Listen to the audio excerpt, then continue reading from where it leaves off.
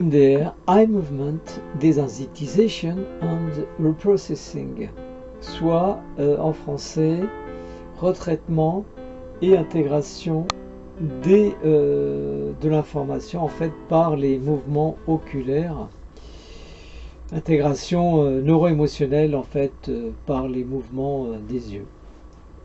Alors c'est une thérapie qui date des années 80-90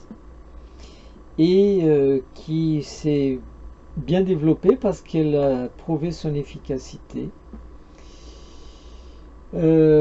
surtout pendant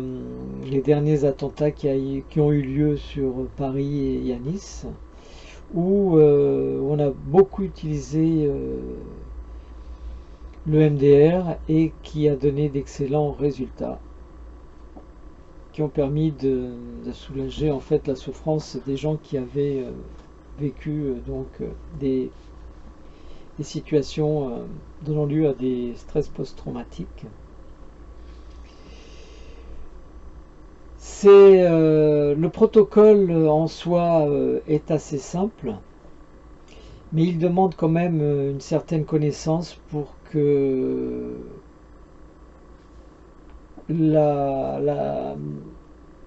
les séances se passent de manière écologique, c'est-à-dire confortable pour le patient. Tout d'abord, une explication de comment se produit le stress post-traumatique. Là, je vous montre un cerveau très unique, donc avec le cerveau archaïque, le cerveau limbique et le néocortex. Normalement, lorsque une situation se passe, qu'elle soit difficile ou moindre, gérable on va dire, eh bien elle arrive dans le cerveau archaïque et ensuite pendant la phase de sommeil qui suit, la phase de sommeil paradoxal, c'est là où le cerveau est le plus en activité, voire avec les yeux qui bougent très vite pendant cette phase de sommeil qu'on appelle les REM, Rapid Eye Movement. On voit les yeux qui font des mouvements comme ça pendant la phase du sommeil paradoxal, comme si les yeux faisaient qu'ils allaient ranger les souvenirs quelque part. C'est d'ailleurs ce qui se passe, puisqu'ils partent, l'information part du cerveau archaïque pour aller dans le cortex préfrontal. Alors ce qui se passe quand il y a un stress post-traumatique, c'est que le choc il est tellement violent qu'il reste bloqué dans le cerveau archaïque et il va tourner en boucle, se déclenchant des fois par un élément déclencheur. Ça peut être un bruit, une situation, une odeur, enfin quelque chose qui va servir de déclencheur, mais aussi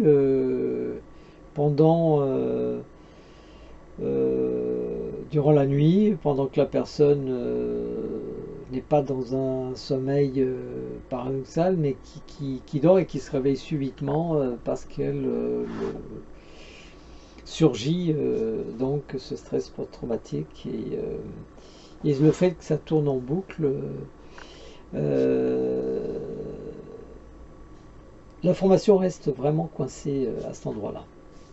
Alors ce qu'on va faire pendant la séance de MDR, c'est justement défaire cette information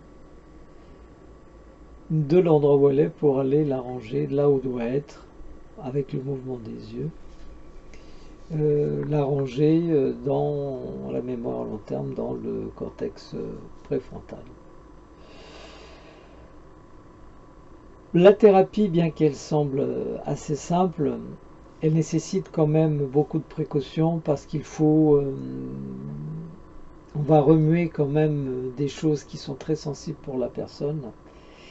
et peuvent être très violentes, et donc il faut bien suivre un système protocolaire qui fait que on va voilà, on va faire les séances de façon à ce que la personne souffre le moins possible, tout en étant très efficace. Alors, pour résumer, voilà, je vous donne quelques détails sur comment se passe la séance, hein. Dans un premier temps, on va faire une anamnèse, hein, on va faire le tour du problème qui amène la personne, bien définir voilà, les, là où ça fait très très mal. Euh, on va déterminer l'objectif, on va mettre la personne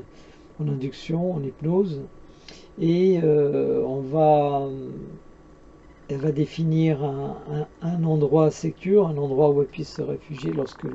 si l'émotion est trop forte, qui la submerge de trop, donc elle pourra se réfugier dans cette place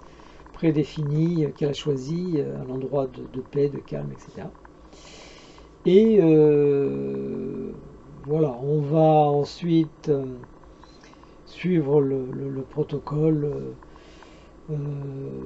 jusqu'à la fin, jusqu'à ce que elle va sortir en fait tout ce qu'elle ressent par un questionnement qu'on va lui faire. Elle va sortir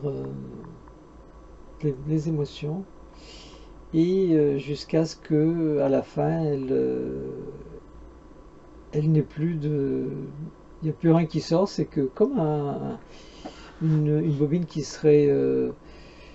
défaite complètement, et qu'au bout il n'y a plus rien, quoi. Et puis après, bah, à la fin, une échelle qu'on avait définie au début, par exemple une échelle de 1 à 10 où elle était par exemple à 8-9 dans la difficulté, dans le stress, en fin de séance, première séance par exemple, elle va être à 5, ou deuxième séance ensuite elle va être, on va la baisser à 2, et puis voilà, jusqu'à un moment où bien qu'elle ne soit pas à 0, ça ne la gênera plus, parce que l'événement sera résolu. Voilà comment se passe en général une séance EMDR. Au revoir.